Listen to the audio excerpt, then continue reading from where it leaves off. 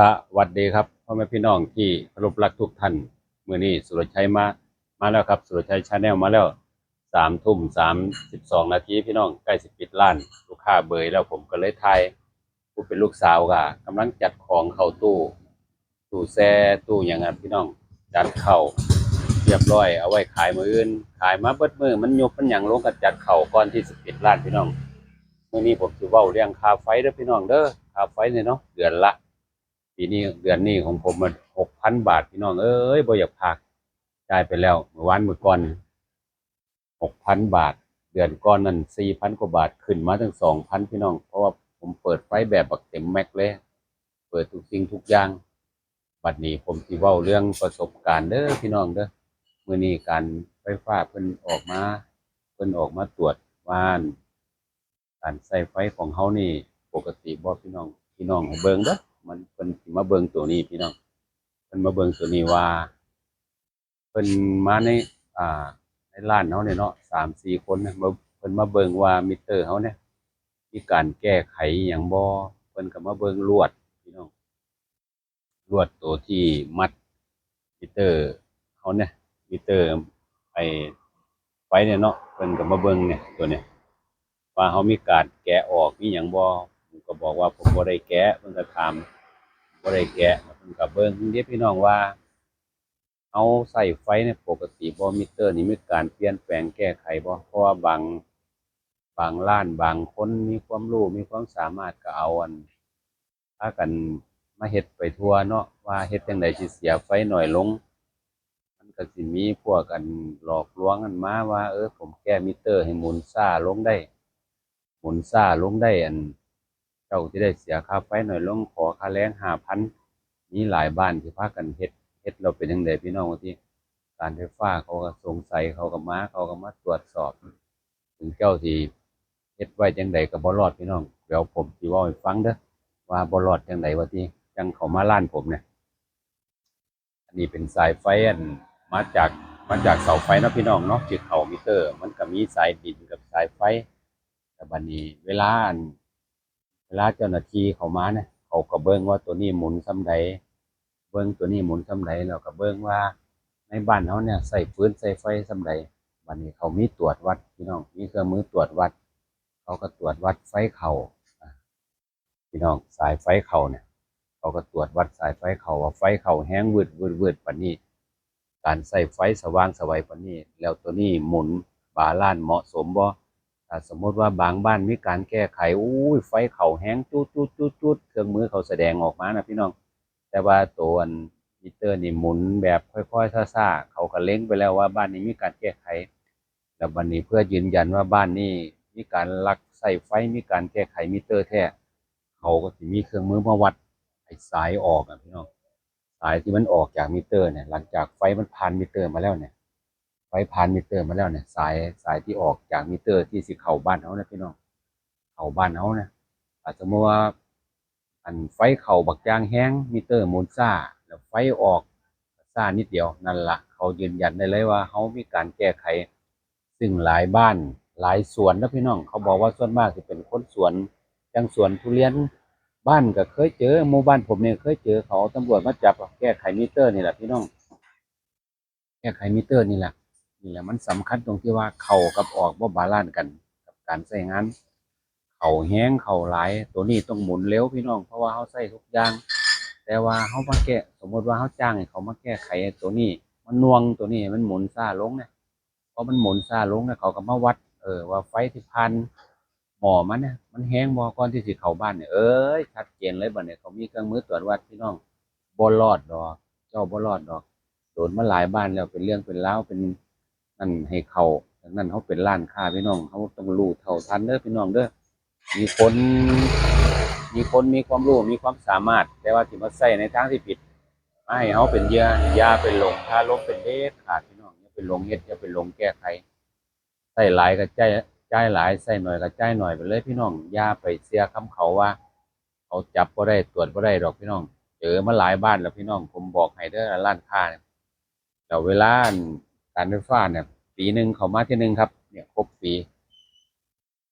ครบปีเขามาตรวจร้านผมเลยอ่ะเอ้ยผมก็เลยว่านั่นน่ะเห็นบ่มาแท้เลยสมกับคือจังมันเป็นข่าวแหละพี่น้องบ่ว่าไฟว่าน้ำครบปีมาน้ำนี่แห่งตรวจที่พี่น้องน้ำเนี่ยมิเตอร์น้ำมาดน้ำผมเนี่ยอยู่ข้างบ้านอยู่ข้างบ้านพอดีอันนั้นอันนี้มันบังพี่น้องเขาเจ้ามันยางเบิงปุ๊บพอยางเบิงเขาเจ้าอันมีหูฟังได้พี่น้องเป็นไม้ยาวๆมาเสียบน้ำทอน้ำน้ำเม้นน้ำมานะน้ำเลาะบ้านเขามาเสียบเบิงว่ามันหัวหม่องใดมีการลักไส้อหย่างบ่แล้วก็เบิงสูตรเดียวกันนะพี่น้องเคยเสียเดือนละ500600เดือนนี้เป็นอย่างจังเสียต่ำลงเป็นอย่างเดือนนี้จังเสียแค่40 50 บาทคันพอลดพอลดลงปุ๊บนี่เขาเจ้าสิมาบึ้นเลยมา3 คน4 คนมาเป็นรถเลยล่ะการประปาอหย่างมากันแบบอย่างทุกคนแหละเพราะว่าจะเป็นการประปาการไฟฟ้ามาพี่น้องมาตรวจสอบอันนั้นเขาเป็นร้านค้าก็ใส่ของเพิ่นหลายใส่ของเพิ่นหลายก็จ่ายหลายแล้วพี่น้องเพราะว่าเขาไปโกงเพิ่นเฮ็ดจังไดก็บ่รอดระวังให้ดีเด้อพี่น้องเด้ออย่าไปเฮ็ดอย่าไปทำเพราะว่าน้ำว่าไฟเป็นข่าวมากก็หลายแล้วเขาเจ้ามาตรวจพ่อเขาเจ้าบ่ไหวเลยเจ้าแจ้งตำรวจมาจับเฮาอย่างเดียวเลยเพราะว่าเพิ่นมันเป็นหลักวิทยาศาสตร์เป็นการพิสูจน์ได้ไฟเข้าบ้านบักอย่างแฮงเจ้าใช้ไฟหลายมิเตอร์เจ้าหมุน พออ้อยๆหมุนรอบซ่าๆเนี่ยแม่นอยู่เจ้าประหยัดลงแต่เขาบ่เสียดอกเขาเครื่องมือตรวจวัดว่าอันมันมาบักอย่างแฮงแล้วมันเป็นจังเข้าบ้านได้ซ่าแท้เข้าบ้านซ่าเข้าบ้านน้อยแท้โอ้ยเสร็จกินมาหลายแล้วพี่น้องกินข้าวก็หลายแล้วก็นั่นเฮาก็จะไปเฮ็ดอย่าไปเห็นแก่นว่าจ่ายค่าไฟหน่อยลงอย่าไปเสียพี่น้องบ่รอดผมสิบอกให้เด้อบ่รอดจังซั่นล่ะผมก็เลยมาเว้าให้พี่ให้น้องฟัง มื้อนี้ก็ลูกสาวก็มาซอยขายพี่น้องลูกค้าก็มาเรื่อยๆ3 ทุ่มกว่าใกล้สิปิดผมได้มาเว้าสู่พี่สู่น้องฟังว่าอย่าไปเฮ็ดอย่าไปทำพี่น้องใช้ของเพิ่นเอาไฟเพิ่นเอาน้ำเพิ่นมาทำมาหากินก็เอาน้ำเพิ่นมาทำมาหากินก็ให้จ่ายตามจริงล่ะโอ้มันบ่ได้มากมายดอกถูกหลายประเทศไทยนะของผมเนี่ยมันเป็นร้านค้าพี่น้องมันก็เลยเป็นในใบเสร็จ อ่าในใบแจ้งหนี้ของการไฟฟ้าการประปาเขาก็บอกว่าเป็น SME ขนาดเล็กมันก็เลยแพงในจากหน้อยมันก็บ่คือครัวเรือนพี่น้องครัวเรือนน่ะแม่นเจ้าใช้หลายก็เป็นครัวเรือนที่อยู่อาศัยเป็นประเภทที่อยู่อาศัยมันก็บ่แพงค่ามันก็ต่ำรายจ่ายมันก็เลยต่ำแม่นสิใช้ซ้ำกันก็ได้แต่ว่าร้านค้าเนี่ยเขาถือว่าเอาน้ำเอาไฟเข้ามาทำมาหากินเอาไฟเข้ามา ค้ามาขายพี่น้องมันก็เลยแพงเพราะว่าเขาก็ว่าเขาต้องได้หลายล่ะเอาใส่ไฟเขาปานเนี่ยเขาก็เลยคิดแพงอะพี่น้อง6,000 กว่าบาทพี่น้องเอ้ยเดือนแล้วก็เดือนนี้ก็บ่รู้ที่ว่าจั่งใดไฟฟ้าอยู่อำเภอสามพรานนี่เขตบ้านผมเนี่ยตัดวิกรอบเดือนวันที่15ของทุกเดือนพี่น้องมื้อนี้ค่าน้ำก็มาแล้ว400 กว่าบาทพี่น้องลดลงของผมลดลงเดือนเนี่ยเพราะว่าผมอาบน้ำฝักบัว บ่ได้เปิดใส่โอ่งใส่อ่างตักขันบักอย่างแห้งอย่างไงคือเก่าก็เลยบ่ค่อยเปลืองปานใดพี่น้องมื้อนี้ผมก็บ่ได้เว้าเรื่องหลักการค้าขายหรอกเนาะพี่น้องแต่ว่าผมก็เว้าเรื่องในองค์ประกอบของการค้าขายนี่แหละการใช้น้ำใช้ไฟอย่าไปลักของเพิ่นพี่น้องจั่งซั้นล่ะอันใดเป็นประโยชน์ก็นำไปใช้เด้อพี่น้องอันใดบ่เป็นประโยชน์ก็เทถิ้มคือผมว่านั่นล่ะไอ้ ผมก็ว่าน่าสิเป็นประโยชน์สำหรับพี่สำน้องอยู่ผู้ใดมีความรู้มีไฟฟ้ามีหยังก็ให้ใช้ในทางที่ถูกต้องอย่ามาใช้ในทางนี้อย่าสิไปเฮ็ดให้พ่อให้แม่อย่าสิไปเฮ็ดให้ป้าให้ลุงคือจังข่าวล่าสุดติอยู่ต่างจังหวัดน่ะอันหลานก็เป็นช่างนี่ล่ะก็พากันหอบเครื่องไม้เครื่องมือเข้ามาไว้ในบ้านจักว่าตู้หยังกล่องหยังเอามาไว้ในบ้านเอามาไว้ในบ้านแล้วบอกป้าว่าป้าผมเอากล่องเอานั่นอันนี้มาฝากไว้ให้เด้อ ป่านนี้พอเอามาฝากไว้แล้วอิหยังเขาเรียกขุดเหมืองบิตคอยน์ติใช้ไฟฟ้าหลายพี่น้องเอ้ยใช้ไฟฟ้าหลายไฟฟ้าเขตนั้นดับปุ๊บเดี๋ยวดับเดี๋ยวดับการไฟฟ้าเขาก็ขี่รถตระเวนเบิ่งตรวจสอบเบิ่งตรวจสอบหาความผิดปกติว่าไฟเขตนี้เป็นหยังจังผิดเป็นหยังจังอันดับดูแท้ตรวจไปตรวจมาก็มาฮอดบ้านคุณป้าเขาก็มาขอตรวจค้นโอ้ยพอเข้าไปหลังบ้านโอ้ย ลูกหลานเอากล้องบิตคอยน์มาติดตั้งใส่ไฟหลวงเขาแจ้งความจับป้าก็ว่าบ่รู้แล้วมันก็บอกว่ามันเอากล้องอันนั้นนี่มาฝากเขาก็บอกว่า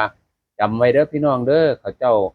เป็นลูกเป็นหลานเอามาถิ่มไว้มันก็เปิดหนีอาดลาดมันก็บ่อยู่แต่เฮาผู้ซื้อเป็นเจ้าของบ้าน ถึงสิบ่รับรู้ถึงบ่ฮู้บ่เห็นก็สร้างเขาลักเฮ็ดอยู่ในบ้านเจ้าเจ้าเป็นเจ้าของบ้านเจ้าสวยพี่น้องตำรวจแจ้งจับเจ้าคุณป้านก็เลยถือตำรวจจับเลยพี่น้องว่าลักใส่ไฟหลวงเขาสิคิดย้อนหลังเฉพาะค่าไฟนั้นล้านกว่าบาทเขาเบิ่งเครื่องไม้เครื่องมือมันเอามาไว้เต็มห้องเขาว่าคุณป้าบ่รู้ได้ยังไงบ่สงสัยหยังบ่ซั่นใช้ไฟหลายดูดไฟหลายบ้านหลังเดียว ไฟดับเขาก็ตรวจสอบมาให้พอบัดนี้ดูดไฟหลายๆใช้ไฟหลายๆอะพี่น้อง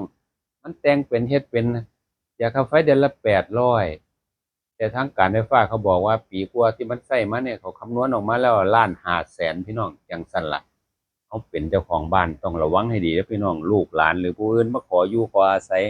เอานั่นเอานี่มาฝากมันมีความรู้ทั้งอิเล็กทรอนิกส์มันเล่นเงินเล่นทองระบบดิจิตอลมันเล่นเหมืองบิตคอยน์มันใช้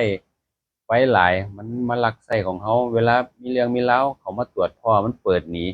เจ้าของบ้านสิเว้าว่าย้ายบ่รู้แล้วบ่ได้พี่น้องต้องรู้ต้องโดนจังซั่นล่ะผมถึงมาเว้ากับพี่กับน้องฟังว่าใช้ฟืนใช้ไฟทำมาหากินหรือว่าใช้อยู่อาศัยใช้น้อยใช้หลายก็อย่าไปแต่งพี่น้องน้ำท่าก็คือกันใช้อาบบ่ได้ไปหาบไปตักบ่ได้ไปแก้ไปเข็นคือสมัยเก่าอย่าไปเฮ็ดพี่น้องหน่วยถูกๆเอง อาบน้ำ400กว่าบาทจังเฮือนผมเนี่ยรับจ้างซักผ้าพร้อมว้าย400กว่าบาทผมซักผ้าได้หลายกว่านั้นแล้วบัดนี้ซ้ำเนี่ยเอามาต่อยอดเป็นเงินเป็นทองได้อย่าไปเฮ็ดพี่น้องอย่าไปเฮ็ดอย่าไปทำอย่าไปลักไส้ของเขายามถูกจับมาน่ะบ่คุ้มเด้อพี่น้องเด้อมีข่าวหลายระวังให้ดีแล้วเฮาเฮ็ดน่ะอย่าสิว่าเฮาสิรอด เขามีการตรวจสอบ6 เดือนหรือว่าปีหนึ่งเขาก็มาเต็มหน้าบ้านพี่น้องเอ้ยเห็นเราเห็นรถการไฟฟ้ามาแล้วโอ้ตรวจอะไรครับอิหยังครับเขาเจ้าก็ผมก็ไปยืนเบิ่งยืนน้ำอ๋อเหมือนกับที่เป็นข่าวแหล้วเนาะผิดปกติไหมพี่เพิ่นก็ตอบผมว่าถ้าผิดปกติผมจะบอกนั่นเพิ่นก็วัดไปน้ำวัดเข้าวัดออกเบิ่งการไหลเวียนแล้วก็เบิ่งว่าในขณะนั้นน่ะที่เพิ่นมาตรวจสอบ ผมใส่ไฟหลายบ่มันบ่ล้านบ่นั่นล่ะโอ้มันก็ผู้เขาเป็นพ่อค้าก็ต้องหูไว้ตาไว้เรียนรู้ให้ดีว่าเขาวัดหยังแน่เขาตรวจให้แน่พี่น้องพอเขาสิไปผมก็ถามว่าผิดปกติไหมพี่ไม่ผิดปกติเอาซั่นก็รอดไปเฮาก็ว่าเฮาบ่ได้เฮ็ดได้แต่งหยังให้ว่าของหลวงนี่บ่ไปใกล้เลยผมอะใกล้จังใดก็จังซั่นล่ะบ่มีการว่า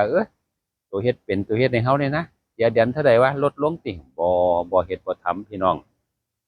บ่เฮ็ดบ่ทำ เพราะว่าจะเป็นน้ำเป็นไฟเขามีการตรวจสอบตลอดน้ำคือผมว่าล่ะเดี๋ยวก็แห่มาเดี๋ยวก็แห่มาใส่หูฟังมาหาฟังน้ำทอไล่ทอไฟฟ้านี่โดนๆเที่ยนึงอยู่พี่น้องเราเขตนี่เพราะเขาเจ้าเว่าว่าไฟดับบ่อยเนี่ยแสดงว่ามีการลักไส้ไฟเนี่ยโอ้ผมก็เลยมาสังเกตในหมู่บ้านผมบ่ใครดับพี่น้องบ่ใครดับแสดงว่าแถวนี้บ่มีผู้ใดเฮ็ดเหมืองบิตคอยลักไส้ไฟหลวงพวกนี่ก็เป็นจุดสังเกตของเขาอยู่เด้ ไฟเฮาบ่ใครไฟในหมู่บ้านเฮานี่บ่ใครดับไฟเขตเจ้าของอยู่จังซั่นล่ะพี่น้องเฮาเป็นพ่อค้าหูไว้ตาไว้พี่น้องมันสิได้เป็นความรู้เป็นในการประกอบวิชาชีพของเฮาบ่แม่นว่าหูหนาตาเบอพี่น้องเอ้ยถามหยังก็บ่รู้เรื่องอิหยังก็บ่ฮู้บ่เห็นบ่แม่นพี่น้องอันนี้ไฟอบตเด้อพี่น้องเด้อไฟอบตบ่แม่นไฟผมโอ้สว่างไสวหลายพี่น้องในหมู่บ้าน แต่ว่าเงียบคนที่กลับบ้านสงกรานต์กันคนกลับไปแล้วเป็นบางส่วนเนาะมื้อนี้ก็วันที่10กลับไปแล้วเป็นบางส่วนในหมู่บ้านเงียบหลายแต่ว่าก็ขายไปเรื่อยบ่มีปัญหาพี่น้องขอให้มีของเรื่องขายบ่ได้บ่มีครับเรื่องขายบ่ได้บ่มีสำหรับร้านผม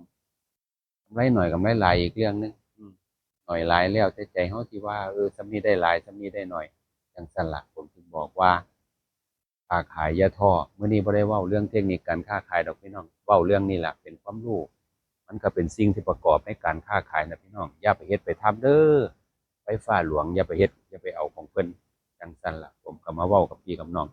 บัดนี้ผมก็สิพอแล้วเนาะพี่น้องเนาะคลิปนี้ก็คิดว่าคือสิเป็นประโยชน์กับพี่กับน้องอยู่บ่น้อยก็หลาย ได้นำไปใส่เด้อพี่น้องเด้อได้ดีก็นำไปใส่ได้บ่ดีก็เตะทิ่มขอบคุณหลายๆที่เบิ่งขอบคุณหลายๆที่ติดตามกดไลค์กดแชร์กดติดตามให้ผมในเด้อพี่น้องเบิ่งโฆษณาให้ผมให้จบในเด้อขอบคุณหลายๆครับสวัสดีครับสวัสดีครับครับผมโชคดีครับสวัสดีครับ